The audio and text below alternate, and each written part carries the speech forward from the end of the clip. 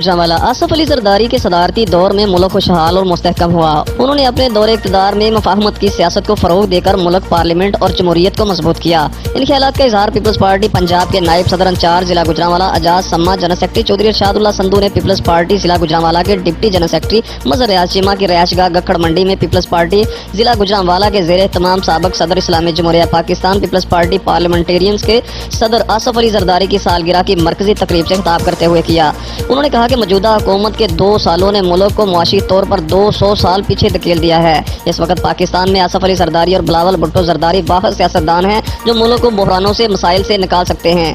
सालगिरह तकरीब से मजहर रियाज चीमा, डॉक्टर शेर मोहम्मद अली अंसारी, सरफराज शाही, रफाकत अली चट्टा, मोहम्मद फरूक मलक, सरफराज अहमद शाही, अहमद हुसैन चीमा, मुश्ताक अहमद चीमा, मियां राशिद तुफैल, एडी मेहर व दीगर ने भी खिताब किया। तकरीब के इख्तिताम पर आसफ अली जरदारी की 65वीं सालगिरह का केक काटा और इनकी सेहतयाबी और दराजी उम्र के लिए खुसूसी दुआ करवाई गई। Report Chaudhry Muhammad Usman Gujjar, deputy bureau chief Gujranwala.